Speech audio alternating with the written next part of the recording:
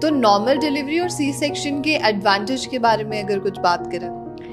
देखिए, normal delivery, normal जैसे word आया, इसका मतलब ये नेचुरल प्रोसेस है, ठीक है। क्या फैक्टर्स होते हैं, जैसे आपने बताया कि कुछ इंडिकेशंस, कुछ सिम्टम्स नजर आने लग जाते हैं, तो डॉक्टर्स कब रिकमेंड करते हैं कि उन्हें सी सेक्शन के लिए जाना चाहिए किसी पेरेंट को या किसी मदर को?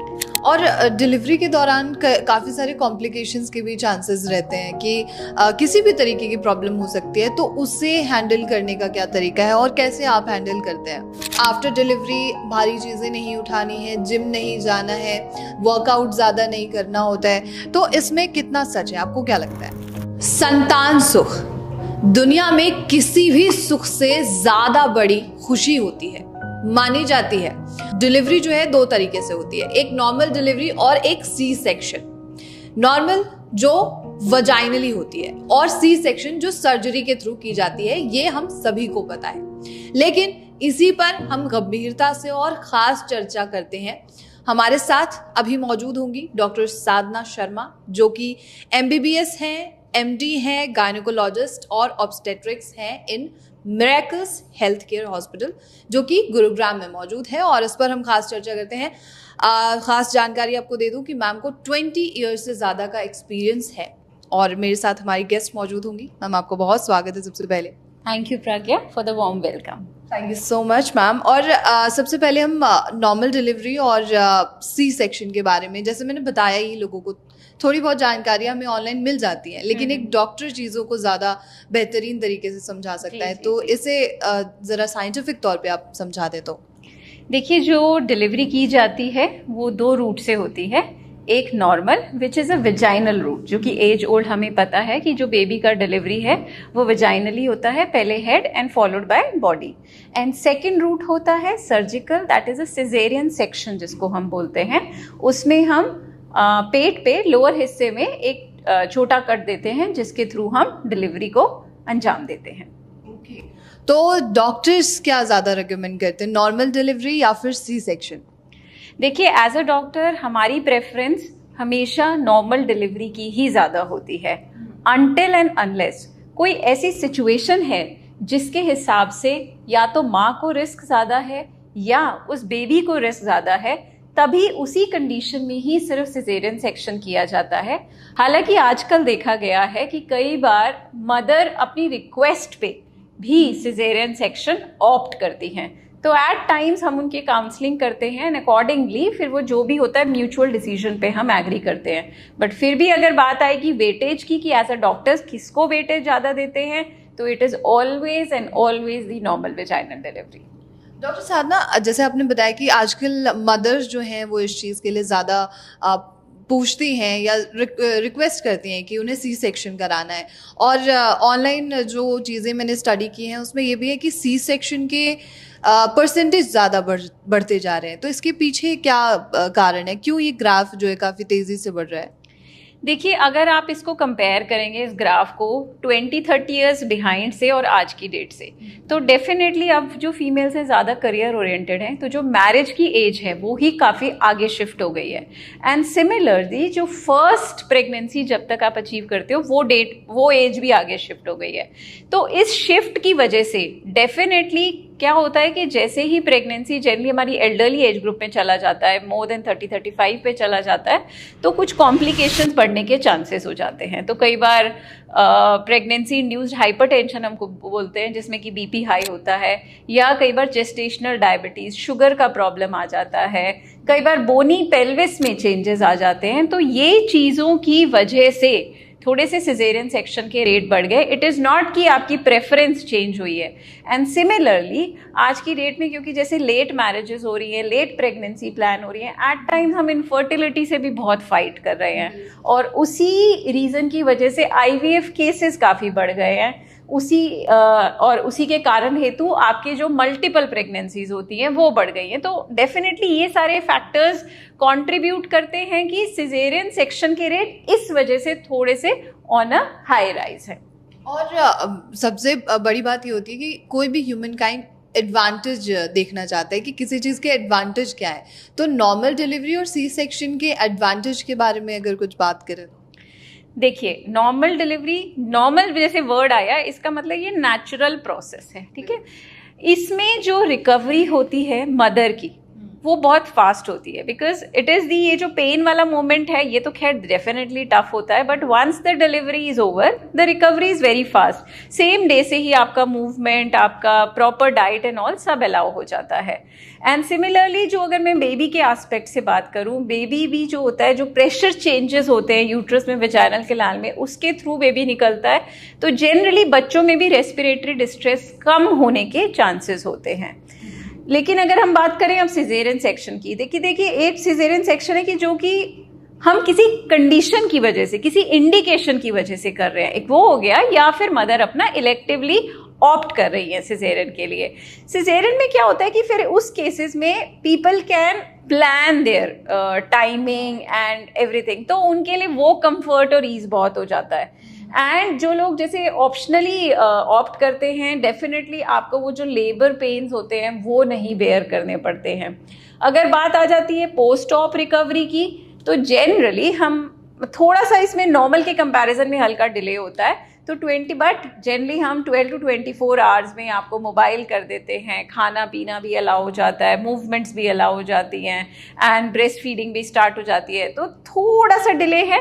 एंड सेम वे जो सिजेरियन सेक्शन का जो स्कार होता है, ऑब्वियसली उसमें थोड़ा सा पेन के इंसिडेंस ज़्यादा होता है, थोड़ा सा इस समय पे वो जल्दी से बेबी की केयर में उनको ऐसा लगता है कि एक थोड़ा सा हिच आ रहा है, तो दैट इज जस्ट बिकॉज कि एक सिजेरियन स्कार है और उसमें वो पेन हो रहा है। तो राउंड द क्लॉक हम पेन किलर जब देते हैं, तो ऑब्वियसली हम ये वाली जो रिकवरी वाला जो हमारा फैक्टर होता है उसको हम काफ़ी हद तक टाइड ओवर कर लेते हैं। ओके। और सी सेक्शन के बारे में हम जैसे बात कर रहे हैं, तो क्या फैक्टर्स होते हैं? जैसे आपने बताया कि कुछ इंडिकेशंस, कुछ सिम्टम्स नजर आने लग जाते हैं, तो डॉक्टर्स कब रिकमेंड करते हैं कि उन्हें सी सेक्शन के लिए जाना चाहिए, किसी पेरेंट को या किसी मदर को? देखिए, फर्स्ट जैसा मैंने आपको बोला कि हम जनरली हर पेशेंट में नॉर्मल डिलीवरी ही ट्राई करते हैं अनटिल अनलेस कोई डायरेक्ट इंडिकेशन हो। अब वो डायरेक्ट इंडिकेशन से क्या मतलब है, जैसे कि for example placenta previa. Placenta previa होता है कि जो बेबी की जो सपोर्टिंग बेसिकली होता है ना, जिसको आप हिंदी में अवल नाल बोलते हैं, इंग्लिश में प्लेसेंटा बोलते हैं, अगर वो लो डाउन है, अगर वो कवरिंग ऑस है या वो पार्शली कवरिंग ऑस है, तो ऑफ कोर्स उसमें हम नॉर्मल डिलीवरी एक्सपेक्ट नहीं कर सकते। या बेबी का जो पोजिशन है वो मैल पोजिशन है, इन द सेंस कि बच्चा उल्टा है या आड़ा है, इंग्लिश में जिसको बोलेंगे ब्रीच या ट्रांसवर्स लाई, उन केसेस में भी हम नॉर्मल डिलीवरी ऑप्ट नहीं कर सकते हैं। या एट टाइम्स मदर का बीपी बहुत ज़्यादा हाई है और हमें एक डर है कि ये दौरे में जा सकती हैं, ऐसे में माँ और बच्चे दोनों की सेफ्टी के लिए हमें सिजेरियन ऑप्ट करना ज़्यादा सेफ रहता है। या जब हम नॉर्मल के लिए ट्राई कर रहे हैं लेकिन during the progress of labour हमें ऐसा लग रहा है या तो प्रोग्रेस उस मापदंड पे नहीं हो रही है जैसे होनी चाहिए, या बच्चे ने पॉटी कर दिया है, या जो हम मॉनिटरिंग कर रहे हैं हम ये देख पा रहे हैं कि जिस समय कॉन्ट्रैक्शन आ रही है उस समय बार बार बच्चे की धड़कन नीचे जा रही है, इसका मतलब बच्चा लेबर का स्ट्रेस नहीं संभाल पा रहा है, उस केसेस में, उन कंडीशंस में यस, हम माँ एंड बच्चे की सेफ्टी को नज़र में रखते हुए अपना जो रुख है वो सिजेरियन सेक्शन की तरफ मोड़ लेते हैं। तो सिजेरियन सेक्शन के बाद मतलब मदर और चाइल्ड के हेल्थ पर कोई इफेक्ट तो नहीं पड़ता इस चीज़ से? नहीं, देखिए ऐसा नहीं है। ऐसे caesarean section yes it is a surgery, but इसका मतलब ये नहीं है कि मदर या चाइल्ड की हम किसी भी कंडीशन पे कॉम्प्रोमाइज़ कर रहे हैं। द ओनली थिंग कि since it is a major surgery, obviously हम एब्डोमेन खोल के उस वहाँ से बेबी निकालते हैं, तो आपका जो रिकवरी टाइम है वो थोड़ा सा लॉन्गर है एज इसको देखा जाए तो। और अगर हम बेबीज़ के पर्सपेक्टिव से भी बात करें, ऐसा देखा गया है कि थोड़ा बहुत रेस्पिरेटरी जो बच्चों को सांस लेने में होता है वो थोड़ा सा कई बार सिजेरियन वाले बच्चों में ज़्यादा होता है as compared to normal delivery वाले बच्चों में। बट अगर ओवरऑल इसको लॉन्ग रन में अब बात की जाए, मतलब या आप हम इसको डेटा को 2 दिन बाद शिफ्ट करके देखा जाए, तो generally it is quite safe both for the mother and the baby until and unless mother he high risk category में। जैसा मैंने अभी आपको बताया था कि बहुत ही हाई बीपी है, तो डेफिनेटली वो तो मदर ही हाई रिस्क फैक्टर पे है। ऑल्दो सारे सेफ्टी स्टैंडर्ड्स को ही देख के चीज़ें की जाती हैं ताकि मदर एंड बेबी दोनों सेफ एंड हेल्दी रहें। ओके, डिलीवरी में पेन मैनेजमेंट के बारे में बात करते हैं। आजकल जो न्यू मदर्स हैं उन्हें पेन को लेकर बहुत ज़्यादा चिंता है, तो पेन मैनेजमेंट को लेकर क्या किया जाता है? देखिए, इसमें तो पहले तो मेडिकल एडवांसमेंट को थैंक यू बोलना पड़ेगा। हम मिराकल्स में हमारे पास दोनों मोडालिटी हैं पेन मैनेजमेंट की। जिस समय पेशेंट लेबर में जाता है और हमें ऐसा लगता है कि नॉर्मल डिलीवरी बहुत हद तक पॉसिबल है, लेकिन मदर पेन की वजह से नहीं आगे बढ़ पा रही हैं, ऐसे में हम उनको ऑप्शन ऑफर करते हैं पेनलेस डिलीवरी का। उसके भी हमारे पास यहाँ पे 2 तरीके होते हैं और दोनों यहाँ पे अवेलेबल हैं। एक होता है एपिड्यूरल एनेस्थीसिया, जिसमें कि हम बैक में स्पाइन में एक एनेस्थीसिया के लिए मेडिसिन देते हैं जिससे कि मदर का पेन रुक जाता है। बट पेन रुकने का मतलब ये नहीं है कि लेबर रुक गया। लेबर बराबर चलता है, कॉन्ट्रैक्शंस बराबर आती हैं, सिर्फ आपका जो पेन सेंसेशन है वो ब्लॉक हो जाता है। सिमिलरली एक और तरीका होता है जिसमें कि हम इनहेलेशनल एनेस्थीसिया बोलते हैं, यानी कि हम मास्क के थ्रू आपको एक गैस देते हैं जो कि आप इनहेल करते हैं विद कॉन्ट्रैक्शन। उसमें भी काफी हद तक आपका पेन रिलीव हो जाता है। तो ये 2 मोडालिटीज हैं। जिस समय अगर ऐसी कंडीशन आती है तो हम पेशेंट को काउंसिल करते हैं, अकॉर्डिंगली हम कोई एक मोडालिटी पे चले जाते हैं ताकि हम उनका जो ड्रीम है to achieve a normal delivery वो हम अचीव कर पाएं। बिल्कुल। और डिलीवरी के दौरान काफ़ी सारे कॉम्प्लिकेशंस के भी चांसेस रहते हैं कि किसी भी तरीके की प्रॉब्लम हो सकती है, तो उससे हैंडल करने का क्या तरीका है और कैसे आप हैंडल करते हैं? देखिए, कोई भी, अगर हम चाहे नॉर्मल डिलीवरी की बात करें चाहे हम सिजेरियन सेक्शन की बात करें, कॉम्प्लिकेशन तो किसी भी मोड ऑफ डिलीवरी का पार्ट हो सकता है। ऐसा नहीं है कि नॉर्मल डिलीवरी है तो उसमें कोई भी प्रॉब्लम नहीं आएगी। प्रॉब्लम्स आ सकती हैं जैसे कि फॉर एग्जांपल PPH हम बोलते हैं, पोस्टपार्टम हेमरेज की ब्लीडिंग ज़्यादा होने लगी, या कई बार होता है 3rd डिग्री पेरिनियल टियर, मतलब कि एक्सटेंशंस हो जाते हैं। कई बार होता है, देखिए और भी बड़ी कॉम्प्लिकेशंस होती हैं, इन्वर्जन्स हो गया है, ट्रॉमा होता है। तो बेसिकली फर्स्ट चीज़ होती है कि आप एंटिसिपेट करो कि ये प्रॉब्लम्स आ सकती हैं और टाइमली आप उनका इंटरवेंशन कर दो। एक बहुत सिंपल से एग्जांपल है, जैसे कि हमें पता है कि जनरली डिलीवरी में ब्लीडिंग होने का रिस्क होता है, और अगर ब्लीडिंग होती है तो वो मदर के लिए काफ़ी ज़्यादा रिस्की चीज़ हो जाती है।